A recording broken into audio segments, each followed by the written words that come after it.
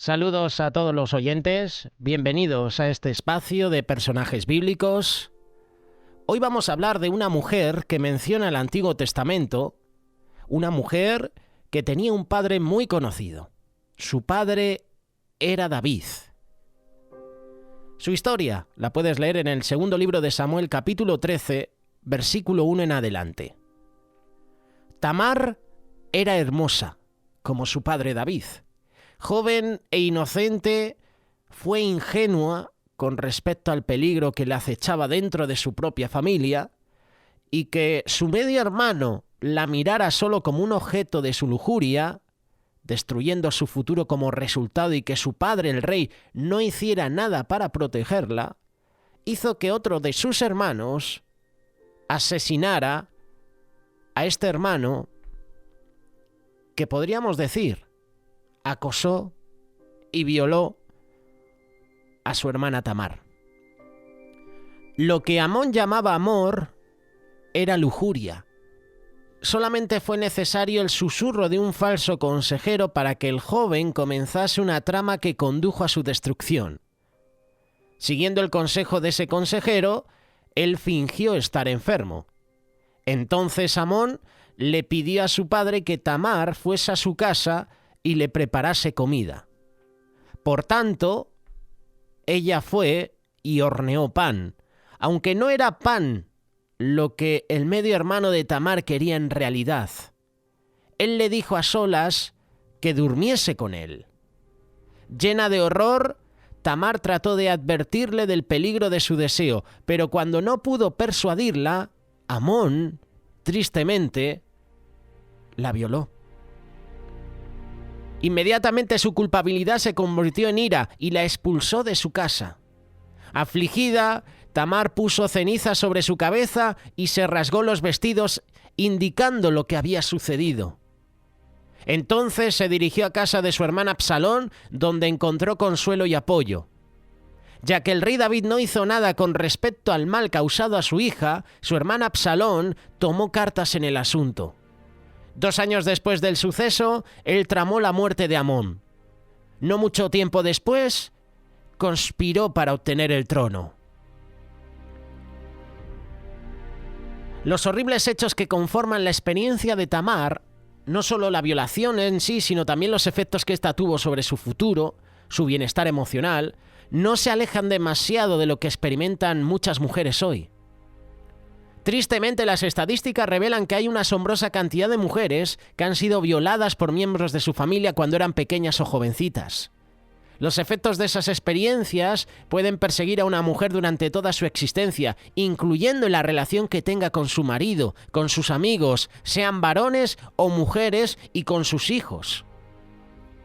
Hay ayuda al alcance de las que la buscan, pero la mayor esperanza y ayuda se encuentra en realidad en el amor y en la aceptación que Dios tanto desea brindarles. Su espíritu perdonador puede ayudarlas a comenzar una recuperación. Su espíritu consolador puede esparcir un bálsamo que suavice sus heridas del pasado. Su presencia constante puede sanar de la soledad y del desarraigo a muchas que se sienten así. Hay una promesa en la palabra de Dios para mujeres que han sufrido violaciones o que han sufrido maltratos. Hay promesas en las Escrituras para ti, mujer que nos estás escuchando, u hombre también. Hay hombres que han sufrido maltratos y han sufrido también esa etapa dura de abusos por parte de un padre o por parte de otros familiares. Mira lo que dice Deuteronomio capítulo 4, verso 31. Pues el Señor su Dios es compasivo. No los abandonará, ni los destruirá, ni se olvidará del pacto solemne que hizo con sus antepasados. El mismo libro, capítulo 31, versículo 6, dice lo siguiente: así que sé fuerte y valiente. No tengas miedo ni sientas pánico frente a ellos, porque el Señor tu Dios, Él mismo, irá delante de ti. Él no te fallará, Él no te abandonará.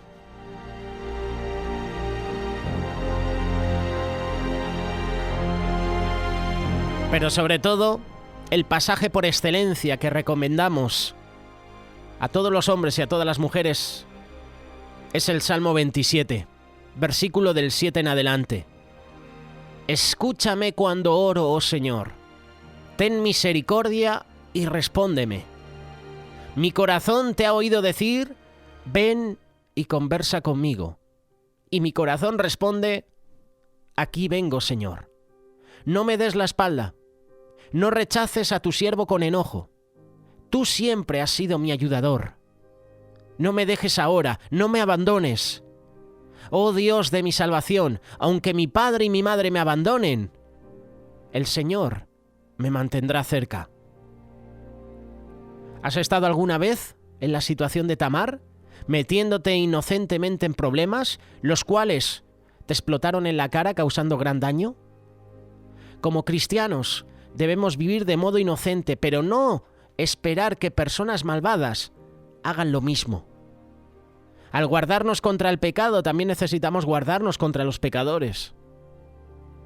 Dé gracias a Dios, porque te ha dado una esperanza que no se arraiga en los acontecimientos de esta vida, sino en la eternidad, y porque Dios tiene el poder de restaurar nuestra vida, nuestra esperanza.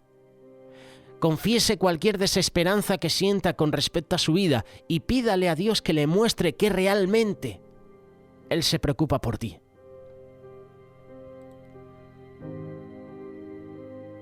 Como hemos leído en este segundo libro de Samuel, capítulo 13, versículo 1 en adelante, en estos textos encontramos uno de los momentos más tristes dentro de la familia del rey David. Vemos involucrados a 3 de sus hijos, Amón, Tamar y Absalón. Todos fueron partícipes activos o pasivos de este triste episodio de la familia real de Israel. Puedes observar en los textos que hemos leído cómo se planificó un delito de violación cometido por un hijo del rey, un príncipe, y fue en contra de su propia hermana Tamar. Podemos ver cómo todo fue fríamente calculado y planificado por un hombre astuto llamado Jonadab. Era el mejor amigo de Amón. Cuidado con nuestras amistades, cuidado con las personas con las que te rodeas, cuidado con tus mejores amigos. Si no están alineados tus amigos a la voluntad de Dios, si tus amigos no conocen a Dios, cuidado con sus consejos. Menudo amigo tenía Amón. Fingiéndose enfermo, logró que su padre mandara a su hermana Tamar a prepararle comida, pero todo era una trampa con el fin de poder forzarla a tener relaciones sexuales con él.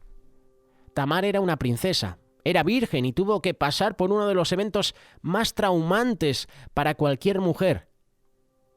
Violada, y peor aún, violada por su propio hermano. Luego Amón la aborreció y la echó fuera como una mujer cualquiera. Tamar había sido abusada, había sido aborrecida, había sido humillada. En los versículos finales de esta historia podemos encontrar detalles muy importantes, detalles que debemos tomar muy en cuenta. Dice la palabra que Tamar salió gritando y esparciendo ceniza sobre su cabeza. Versículo 19. Sus sueños, sus planes de vida se habían vuelto ceniza en un momento. Ya no era la hija virgen del rey, sino una muchacha que había sido abusada. Otro punto interesante es que Absalón, su hermano, la mandó callarse. Te invito a que lo leas, versículo 20. Para que no se hiciera un escándalo para la familia real, para evitar que la gente hablara, para evitar el qué dirá de la gente, para no perder la tranquilidad de la familia, Absalón manda callar a Tamar. David, su padre, lo único que hizo fue enojarse, versículo 21. David no tomó cartas en el asunto. No apoyó a su hija para consolarla, no hizo nada para que la justicia del reino llegara hasta Amón, simplemente se enojó, se enfadó. El clamor de Tamar no fue escuchado por su familia. A ella la mandaron callarse, a ella nadie la apoyó. Su dolor, lo único que produjo en su padre solo fue enojo y nada más. Ahora bien, traigamos a la vida actual de muchas personas, de muchas familias cristianas, lo que sucedió con Tamar. Vemos como el clamor de Tamar es el clamor de muchas mujeres, de muchas niñas, de muchos niños, de muchas personas que sufren en silencio abusos, maltratos, humillaciones y piensan que nadie los oye, que nadie los puede ayudar. En muchas familias de príncipes está pasando esto exactamente. La palabra de Dios nos dice que somos hijos del rey, por lo tanto somos príncipes de Dios. Pero al igual que en la familia del rey David, hay historias que nadie cuenta, historias de las cuales nadie quiere hablar, ni siquiera las personas que la están sufriendo. Lo vemos en los medios de comunicación, deportistas que han sido abusados, han sido violados en su infancia y ahora salen a la luz porque antes sufrían amenazas, tenían miedo. Y ahora hay un sector que los apoya y están saliendo a la luz muchos casos de entrenadores, de deportistas que abusaron de niñas y de niños, de sacerdotes, incluso de curas que abusaban de niños y niñas. Quizás en este mismo día, en tu iglesia, en tu ministerio, en tu familia, hayan personas que están sufriendo en silencio como sufrió Tamar, que están siendo víctimas de abuso físico, psicológico o sexual. Posiblemente hayan esposas que están siendo maltratadas, humilladas, ultrajadas todos los días. Posiblemente haya jóvenes o jovencitas que están sufriendo abusos de parte de un padre, de un padrastro, de un abuelo, de un tío, o como en el caso de Tamar, de sus propios hermanos. Posiblemente, al igual que Tamar, piensas que tus sueños se han vuelto cenizas, que ya la vida terminó para ti. Piensas que tu vida está terminada, que ya nadie te puede ayudar. Posiblemente, al igual que Tamar, te han mandado a callarte, te han prohibido que hables de eso con nadie, te han amenazado para que no hables, para que no denuncies. Posiblemente, al igual que Tamar, las personas que te podrían ayudar han sido indiferentes contigo, solo se han enojado, pero no te han ayudado, no te han defendido. Tenemos que notar algo muy importante. ¿Dónde hemos conocido la historia de Tamar? ¿Cómo llegó a nosotros el clamor de Tamar? Por medio de la palabra de Dios. Gracias a la palabra de Dios esta historia la podemos conocer. Por lo tanto, eso nos dice a cada uno de nosotros algo muy importante. Dios no es indiferente a tu dolor. Dios no es indiferente a tu aflicción. Si tú y yo ahora conocemos esta historia de Tamar es porque Dios quiere que la sepas. Dios está pendiente de nosotros. Él no te deja, Él no te abandona. En este día, por medio de este mensaje, Dios te está diciendo, yo tomaré tu dolor bajo mi cargo, yo tomaré tu aflicción bajo mi cargo, aunque tu familia ha sido indiferente, tu aflicción es importante para mí, dice el Señor. Te invito a que leas el Salmo 140, versículo 12. Dios no será indiferente con la persona que te ha dañado. Te invito a que leas Romanos capítulo 12, verso 19.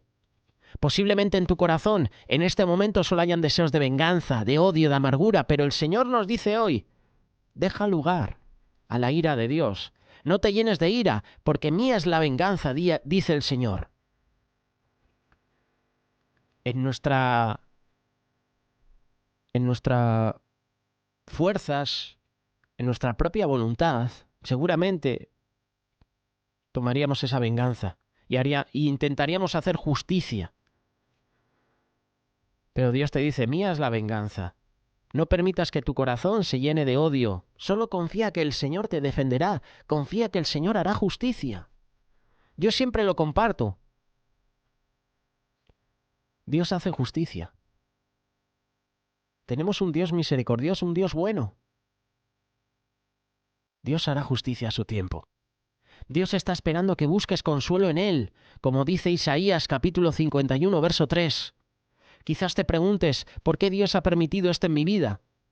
Quizás es una pregunta que nunca comprenderás, pero sí podemos confiar en que es Dios el que está esperando a que tú vayas a Él. Dios está esperando porque Él te quiere consolar. Él quiere sanar tus heridas.